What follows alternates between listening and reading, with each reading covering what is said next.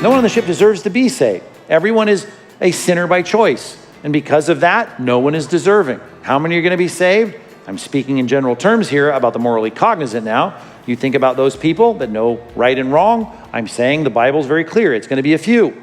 But when I think about that, I should be thinking about the fact that really no one is deserving to be saved.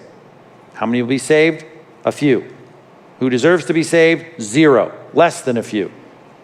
And I would remind every non-Christian that talks to me about, well, I don't want to know if I'm going to become a Christian because only a few people are going to get saved, at least by Christ's words, a few. I would say, well, God's grace is God's to give. He can be gracious as he wants to be. Because you start speaking about the fact that why doesn't God force everyone to be saved? Or why doesn't God draw everyone to Christ? We can speak about effectual calling, and we've done that elsewhere. The bottom line is this: whether it's about the unequal access to the gospel or whether it's about the effectual call of Christ moving people to salvation, we can say God is God and he can give his grace to whoever he wants. And when he gives it, it's not to someone who deserves it, which again is the problem with most modern religion. Everyone thinks they deserve God's grace. Matthew 20 verses 11 through 15, on receiving it, this is the parable of the day laborers. The guys who received the payment and later watched the master being generous to these day laborers and getting a higher pay than what they'll explain it here. They grumbled at the master of the house, saying, "The last worked 1 hour only, and you made them equal to us who've borne the burden of the day and the scorching heat."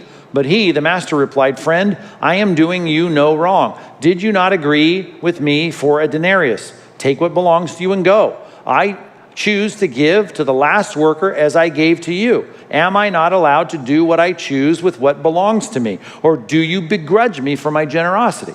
You should not begrudge God for his generosity. If no one is good, no one seeks after God, if no one is righteous, if everyone is morally worthless, as that passage says, then for God to be gracious to you or to them or to anyone, you can't begrudge him for his generosity because it's gravy, because no one deserves it in the first place. God's grace is God's to give. To put it in real stark terms, hard passages to swallow, but good passages to exegete if you haven't, and maybe you can listen to my exposition of it on Focal Point. Romans 9 verses 14 and following. What shall we say? Is there injustice on God's part? If you apply that question, rhetorical question, to any issue of what seems from our perspective to be inequality, right? Is there injustice on God's part? By no means. For he says to Moses, I'm going to have mercy on whom I have mercy, and I'm going to have compassion on whom I have compassion. I don't have to answer to you about my generosity. Don't begrudge me for my generosity. So then he has mercy on whom he wills, and he hardens whomever he wills. And you will say, well, then why does he still find fault? For who resists his will? And the answer to that is, who are you, O man, to answer back to God? Well, what does molded say to its molder? Why have you made me like this? Job, at the end of the book, stops asking questions about what's right and wrong for God to do to him. He finally puts his hand over his mouth and he retracts and repents in dust and ashes and says, I shouldn't have spoken up. I spoke, I didn't know what I was talking about. In the end, it gets down to the fact that God is God and his grace is his to give however he chooses. Even if you want to think in those stark terms, which isn't bad to do, to think in those stark terms, but that's not usually how we're thinking, as we're appealing to someone to get in the lifeboat. Well, what about the guy on deck 11? Don't worry about the guy on deck 11 until you're saved. Then you should. But let's, before we get to that point, focus on the grace of grace. And by that I mean you can't focus on entitlement, which is where the average non-Christian is. Everyone should be entitled to get on the lifeboat. And the answer is no one should be entitled to get on the lifeboat. No one is entitled. That's a fallacy. You're asking the wrong question to say, why doesn't God save everyone? That is the wrong question. Why? Because no one is deserving. Everyone's born in sin. Everyone is a sinner by choice. All the morally cognizant are sinners by choice. So don't ask me why God doesn't save everyone. God is not entitled to. God can save whoever he wants. Doesn't matter if someone's got to call 1,000 times to get in the lifeboat and someone just heard a faint whisper and just felt the listing of the ship and heard an alarm in the distant hallway. It doesn't matter. You could be standing next to a guy yelling for you to get in the lifeboat, and the other guy just feels like he should try and find his way to a lifeboat. Either way, To say, why doesn't God put everyone in a lifeboat is the wrong question. The right question is, why would God save anyone if the problem of sin is what we've just articulated it to be? That's what you should get a non-Christian to at least understand about the problem of sin. It is so severe, it is so systemic, it is so problematic that God should not save anyone. God should take the entire world and everyone in it and put it in the divine trash compactor and hit crush. Ephesians 2, 7 and 8.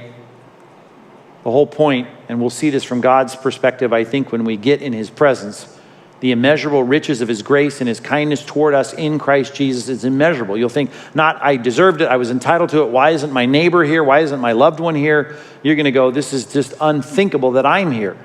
For by grace you've been saved through faith. It is not your own doing. It is the gift of God. You don't see it as an entitlement. You see it as an act of grace. It is a gracious act of grace. You need to focus on the grace of what grace is. It's a gracious thing. It's a fallacy to think you deserve it or anyone deserves it. You should be begging us for the opportunity to hear the gospel and get saved, not begrudging it, crossing your arms and saying, why doesn't everyone have this same opportunity as they see it? Exclusivity and biblical inclusivity. Yes, the means of salvation is exclusive. There's only one way. It's been motivating missions for centuries, right? How are they going to call on him if they haven't believed? How are they going to believe if they've never heard? How are they going to hear without someone preaching? How are they going to preach unless they're sent? Well, that's why we say when someone brings the message, man, you're an amazing person. It's so great to see you. I'm so glad you brought this message. Maybe in the modern day, we'd speak about, kissing their neck, giving them a hug, saying we're so grateful. The old days in terms of this picture of the Old Testament, how beautiful the feet of those who preach the good news. That is motivating missions and it should continue to. Once you become an inclusive theologian in terms of universalism, believing everyone's going to get saved, your mission passions goes away. Why send anyone to foreign lands? Why are our people in Guatemala? Why do we send people to Cairo? Why do we work in other places in the world? Why do we care if everyone's going to be saved in the end? Yeah, there's only one exclusive means of salvation. But the few is not tiny. Genesis 2, when speaking of the blessing that's going to come to the whole world, says from a intergenerational perspective, looking through the corridor of time. Yeah, it may be a few proportionally, but as he says to Abraham, as he reiterates the Abrahamic covenant in Genesis 22, 10 chapters after he initially did it, he said, I'm going to bless you and I'm going to multiply your offspring as the stars of heaven and the sand of the seashore, and your offspring shall possess the gate of his enemies. We're talking here about those who are going to be blessed, and in your offspring, all the nations of the earth will be blessed. Few is not a tiny group of people. It's not a minute, minuscule group of people. The call is inclusive. Think about it. Go make disciples everywhere. Go to all the nations. Go everywhere. This is an inclusive message. So when they cross their arms and say, I don't get it, if it's just you guys that are being saved, this isn't a secret society that has secret handshakes that we're not wanting people to learn. We want to broadcast it. We're broadcasting it for free every day. We're printing it and passing it out everywhere. We're putting Bibles in hotel end tables. We want people to hear, or nightstands rather. We want people to hear the gospel. It's an inclusive call. I love the way Luke 14 puts it. I love studying this passage and preaching on it back in that great chapter, 10 chapters before the end of the book. Parable, Jesus says the servant came, reported the fact that the banquet hall wasn't filled, reported it to his master. And the master of the house became angry. And he said to his servants, go out quickly into the streets, into the lanes of the city, bring in the poor and the crippled and the blind and the lame. And the servant said, sir, what you've commanded has been done, and still there's room. And the master said, go, I love this, to the servant, go out into the highways and the hedges and compel people to come in, that my house may be filled.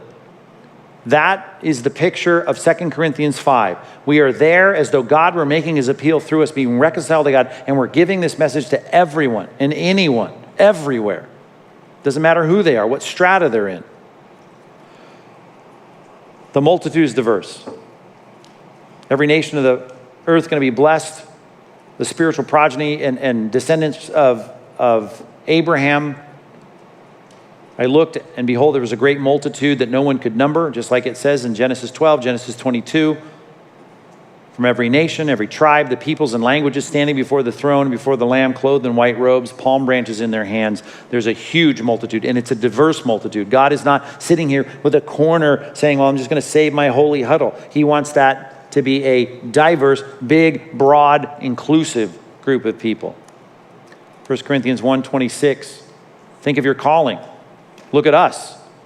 Corinth. Corinth was as I often say, it was the Orange County of the ancient world. It was well-to-do and all the rest. And yet he looked around in the church and said, well, look at us. Not many wise according to worldly standards, not many powerful, not many of noble birth. Look at the diversity and the cutting through of the strata of all the people in the family of God. So I get it. You want, in your sentimental view, everyone to be saved because you imagine them to be entitled, and you think, well, I don't know if I want to be a Christian if it's so exclusive. It may be exclusive. The means is exclusive. But the message is broad. The end result is big numerically. And God wants this message to go out to every nation, every people group. You ought to be sharing indiscriminately with people from every walk of life.